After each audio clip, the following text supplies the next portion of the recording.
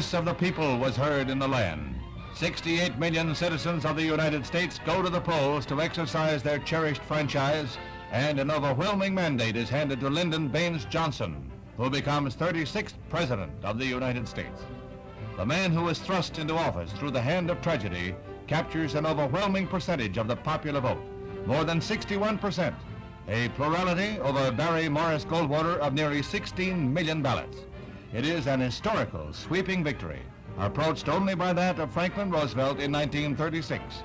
It is an election that crosses party lines, sees 5 states in the solid South defect to the GOP, and has political scientists wondering. For the first time since 1800, the Capitol looks down on voters going to the booths in Washington. They turn out in droves to cast their first presidential ballots in 164 years. President Johnson takes the 3 District of Columbia electoral votes to add to his victories in 44 of the 50 states. Those 3 votes bring his total in the Electoral College to 486 to Senator Goldwater's 52. To be detrimental to your safety to continue this march, and I'm saying that this is an unlawful assembly. You are to disperse. You are ordered to disperse, go home, or go to your church. This march will not continue. Troopers here, advance toward the group. See that they disperse.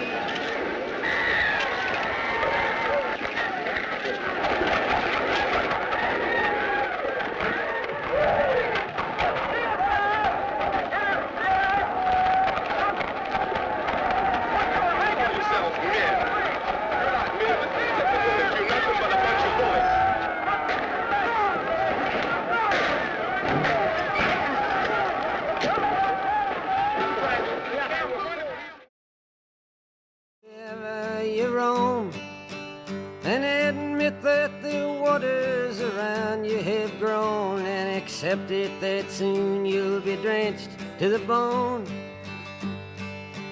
If your time to you is worth saving, then you better start swimming or you'll sink like a stone, or the times they are a-changing. Some writers and critics, you prophesize with your pen, and keep your eyes wide, the chance won't come again. And don't speak too soon, for the wheel's still in spin, and there's no telling who that it's naming. For the loser now will be later to win, for the times they are changing.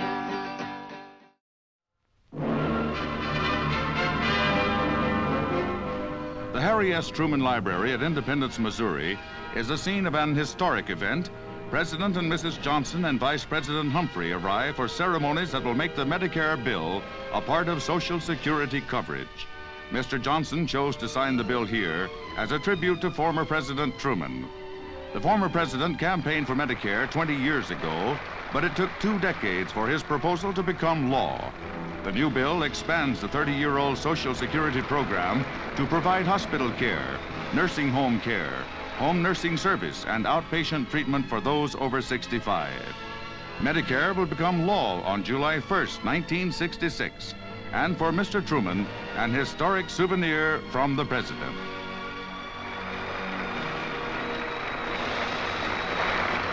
For Mr. Truman, the passage of Medicare is a dream come true. Voting rights became a central issue in the civil rights movement. I think this march will go down as one of the greatest. In 1965, the Reverend Martin Luther King Jr. led the march from Selma to Montgomery. And 5 months later, President Lyndon Johnson signed the Voting Rights Act of 1965. It barred states and districts from curtailing the vote on the basis of race, color, or language. It is wrong, deadly wrong, to deny any of your fellow Americans the right to vote in this country. Today is a triumph for freedom as huge as any victory that's ever been won on any battlefield. August the 11th, 1965, the bloodiest riot in 40 years of America's troubled racial history begins. Los Angeles, California, the district called Watts. 34 persons die, $40 million worth of property is destroyed, almost 4,000 are arrested. The American Negro, the invisible man, breaks out in a scream, "Look at me, look at me. Know me for what I am. Look at me if you can." For over 5 hours, the vehicles flew in tight formation, often within 10 feet of each other. We saw them come up at night, and they were almost coming up from beneath us, and we could see the little jets firing as they made their final approach up to us. It was very, very smooth, and I guess all the training paid off, all the testing paid off, and all the ideas of what it would be like turned out to be correct. Because we could maneuver the spacecraft within a couple of feet of each other. The reaction control jets worked perfectly to give us good control of the two vehicles, and essentially that was really what I would call a milestone on the way to the moon, to be able to rendezvous that we did. Good evening. One of history's worst mass murders occurred here in Austin today. By official count tonight, 49 persons were hit by gunfire. There are 16 dead and 33 injured. It started last night when a man reportedly killed his wife and his mother. That same man apparently rounded up an arsenal and supplies this morning and then went to the observation deck of the University of Texas Tower. It was then that terror rained down from the tower. Charles Ward was there and described the shooting.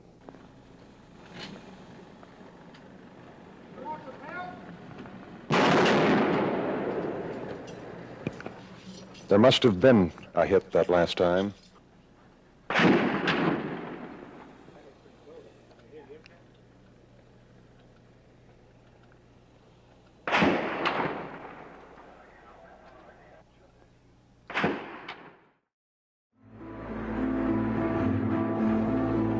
June 5th, 1967, 7:45 a.m. Israel delivers a stunning opening blow in the Six-Day War. Within a few hours, the Israeli airstrike has devastated the Egyptian Air Force. Fighting on 3 different fronts against the combined might of 3 Arab armies, Israel would win a war in the space of just 6 days. How did this tiny nation achieve one of the most astonishing victories in the history of warfare? Detroit is afire. 100 square blocks are now under siege. And as you walk through the area, people shout from their homes, "Watch out for the snipers." It began early one Sunday morning in late July. Police raided an unlicensed bar in a black neighborhood in Detroit. A crowd gathered. Tempers flared. This is going to happen all over America. It's going to be a hot world, not a hot summer. It's a hot world. A rock was thrown, and the city became a war zone. Several hundred rounds squeezed off. Now all of a sudden it's silent. Tense quiet, everybody looking around. The fires burned for 5 days.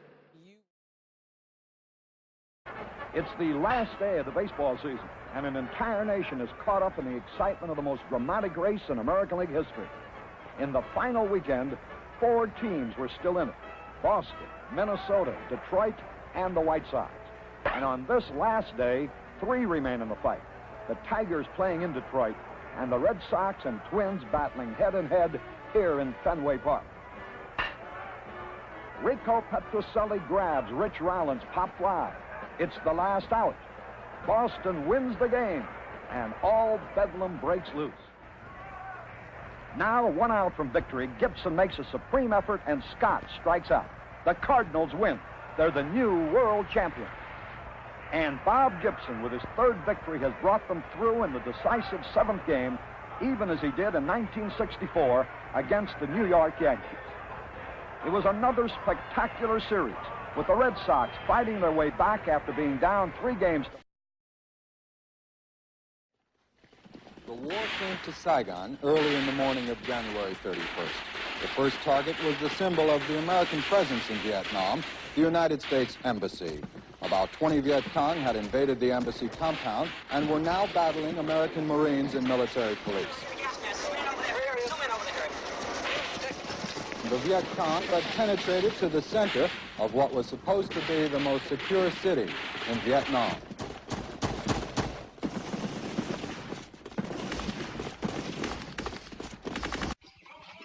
On the fifth day of the battle for Hue, the Marines moved out from the fortified Army compound that withstood the original attack and advanced into the empty, abandoned buildings of what was Hue University.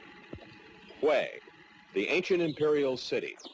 It is to Vietnamese what Old Boston is to Americans, where many of its country's leaders are born or educated, where many returned to celebrate Tet a week ago when the fighting... Charges have been made that troops killed as many as 567 South Vietnamese civilians during a sweep in March 1968.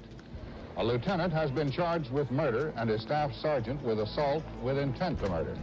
By that point, the Army had conducted an investigation. Quite a record had been established. A lot of people had been interviewed. Did Camp Medina say anything about what the company should do in the village? He said that there wasn't going to be anything left alive in the village. With American sons in the field far away,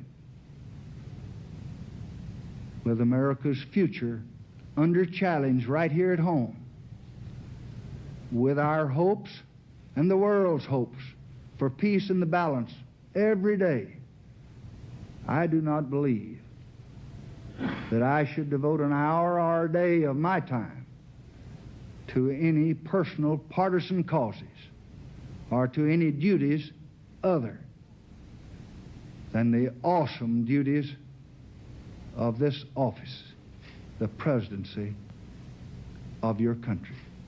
Accordingly, I shall not seek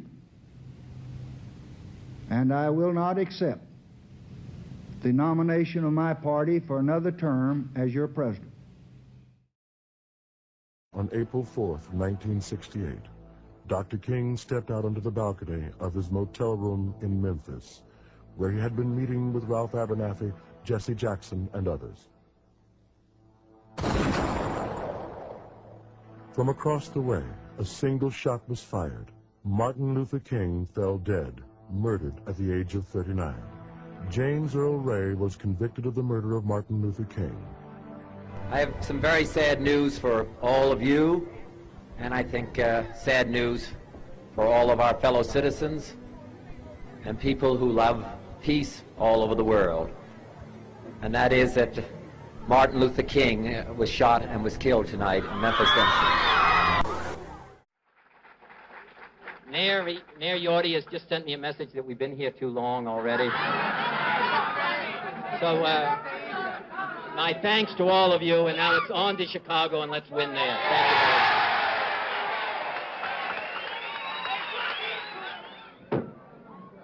Senator Kennedy has been shot. Is that possible? Is that possible?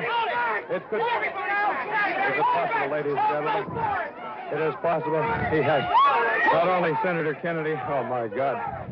Senator Kennedy has been shot.